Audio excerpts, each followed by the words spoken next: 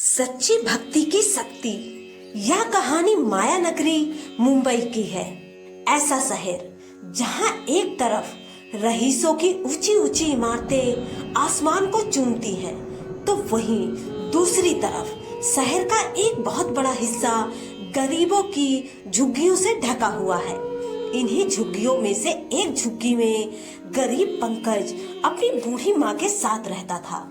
पिता का बचपन में ही देहांत हो जाने के कारण माँ ने दूसरों के घर में बर्तन धो धो कर उसे पाला था। पंकज अपनी माँ से बहुत प्यार करता था। उसकी माँ अक्सर बीमार रहती थी। रोजी रोटी के लिए पंकज शहर के मशहूर सिद्धि विनायक मंदिर के पास फलों का ठेला लगाता था, मगर इससे उसकी कुछ खास आमदनी नहीं हो पाती थी। एक दिन मंदिर के पास जब पंकज अपना ठेला लगाए खड़ा था, तब उसके साथ के ठेले वाले ने कहा, क्या बात है पंकज, आज बड़े उदास दिख रहे हो। पंकज बोला, क्या बताऊं बिरजू भैया, 2 दिन से माँ की तबीयत बहुत खराब है। मैं सोच रहा हूँ कि किसी अच्छे डॉक्टर को दिखा दूं, मगर तुम तो देख ही रहे हो, 2 दिन से एक फल तक नहीं बिका। जिन्होंने पहले उधार दिया था, उन्होंने भी अब और उधार देने से मना कर दिया है। अब बताओ मैं क्या करूं? जिस माँ ने मुझे इतने दुखों में पाला है, आज मैं उसको ढंग से खाना और दवाई भी नहीं दे पा रहा हूँ। लानत है ऐसी जिंदगी पर। तभी बिरजू बोला, अरे नहीं रे पंकज, खुद को ऐसा नहीं कोसते। देखो, अगले हफ्ते गणेश चतुर्थी है, मंदिर में भक्तों की भीड़ उमड़ेगी। तब देखना, हमारे भी अच्छी खासी बिक्री होगी, और तुम भी तो हर साल इतने चाव से बप्पा की मूर्ति अपने घर में स्थापित करते हो। देखना, बप्पा तुम्हारे सारे कष्ट हर लेंगे। पंकज गणेश जी का बहुत बड़ा भक्त था। हर साल धूमधाम से गणेश चतुर्थी पर वह गणेश जी की एक छोटी सी मूर्ति अपने घर में स्थापित करता था, मगर इस साल जैसे उसका मन इन सब से उचट गया था। वह बोला, नहीं बिरजू भैया, इस बार मैं मूर्ति स्थापित नहीं करूंगा। मेरा मन भगवान से उठ गया है। भगवान ने तो जैसे सारे दुख मुझ गरीब के ही भाग में लिख दिए हैं। बिरजू यह सुनकर बोला, अरे राम राम भैया, ऐसी बातें क्यों करता है? यह परीक्षा की घड़ी है, हिम्मत मत हारो। देखना, बप्पा तुम्हारे सारे कष्ट हर लेंगे।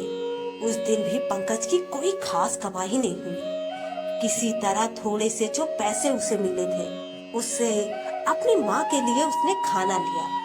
फल तो उसके पास थे ही, मगर दवाई फिर भी नहीं ले पाया। उसने घर जाकर देखा तो उसकी माँ की तबीयत और बदतर हो गई थी।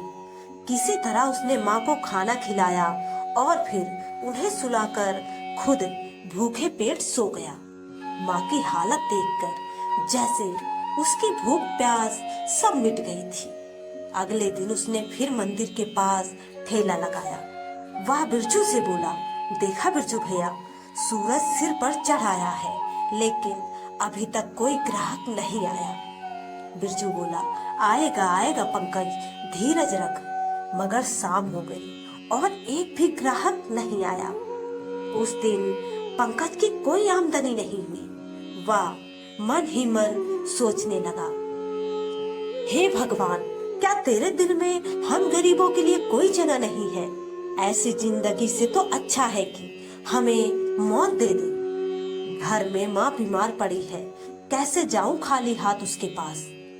शाम को दुखी मन से वह अपना ठेला लेकर घर जाने ही वाला था कि तभी उसके कानों में आवाज आई, ओ फल वाले भैया, मुझे फल चाहिए। पंकज ने पलट कर देखा तो एक प्यारा सा गोल मटोल सा बच्चा वहां खड़ा था। पंकज ने उससे पूछा, कितने फल चाहिए बेटा? बच्चा बोला, मुझे तो सब चाहिए, बोलो दोगे? पंकज बोला, हाँ हाँ क्यों नहीं।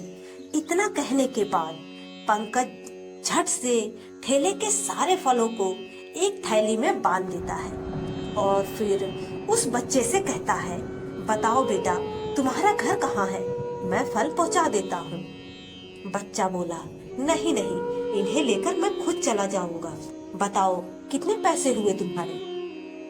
पंकज बोला, अब क्या बताऊं बेटा, तुम ही मेरे पहले ग्राहक भी हो और आखिरी भी। जो देना चाहो दे दो।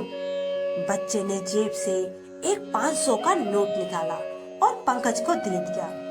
पंकज बोला, अरे बेटा, मुश्किल से 200 रुपए के फल होंगे, अब तुम्हें देने के लिए छुट्टे कहाँ से लाऊं? बच्चा मुस्कुरा कर बोला, इन्हें रख लो और इससे अपनी माँ के लिए दवाइयाँ लेते जाना।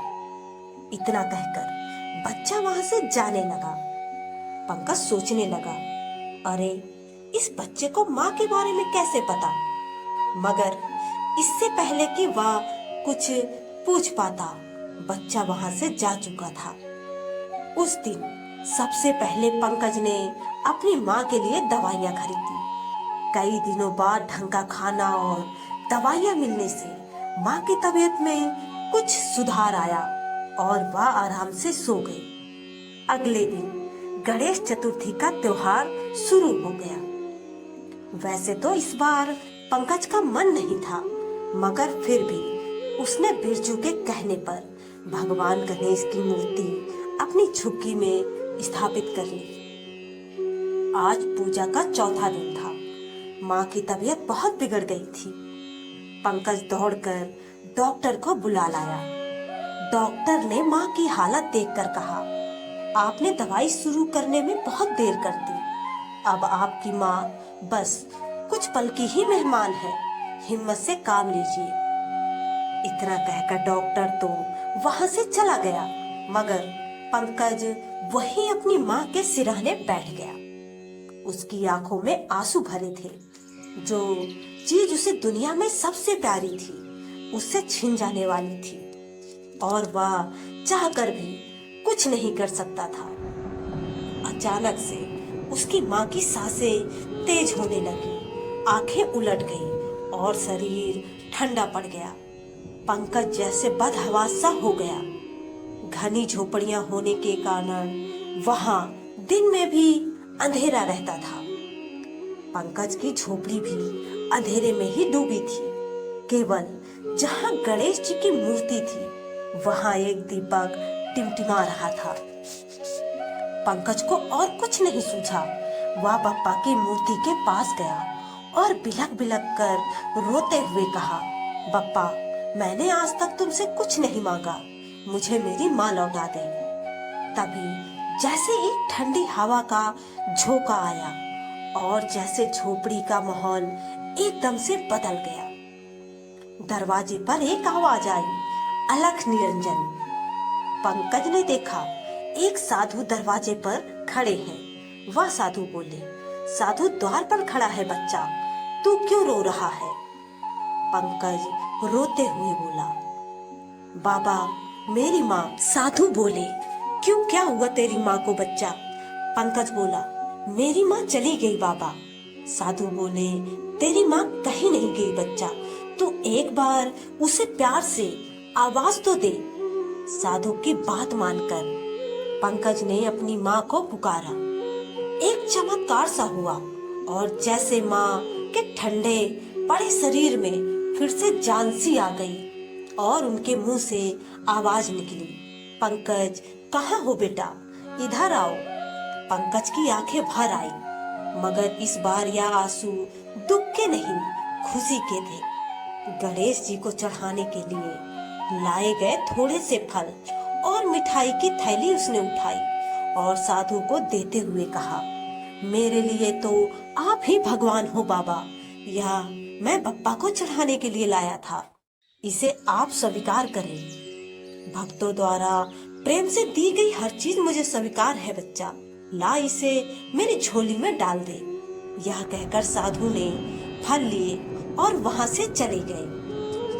तब तक माँ भी उठकर पंकज के पास आ गई और उससे पूछने लगी, या तो किससे बात कर रहा था बेटा? पंकज ने बताया, अभी अभी एक साधु आए थे माँ, उन्होंने ही तुम्हें नया जीवन दान दिया है, यहीं दरवाजे पर बैठे थे। तभी पंकज की नजर दरवाजे पर पड़ी। वहां एक छोटी सी पोटली पड़ी हुई थी। उसे देखकर पंकज बोला, अरे यह पोटली तो हमारी नहीं है माँ, यह जरूर बाबा की होगी। अभी वह ज्यादा दूर नहीं गए होंगे, मैं उन्हें यह देकर आता हूँ। इतना कहकर पंकज बाहर निकला, मगर साधु उसे नहीं मिले। वह तो जैसे गायब ही हो गए थे। तभी जैसे पंकज के कानों में एक आवाज सी आई, सोच मत बच्चा, इसे भगवान का प्रसाद समझकर रख ले। पंकज उस पोटली को घर ले आया और उसे खोला। उसमें सोने की मोहरें थी। पंकज की नजर भगवान गणेश की मूर्ति पर गई और एक एक कर सारी घटनाएं उसकी आंखों के सामने घूमने लगी। पहले बच्चे और फिर साधु के रूप में खुद गणपति उसके कष्ट हरने आए थे। पंकज कुछ न बोल सका, मगर उसके कानों में बिरजू की आवाज गूंजती रही, देखना बप्पा तेरे सारे कष्ट हर लेंगे। गणपति बप्पा मौर्य।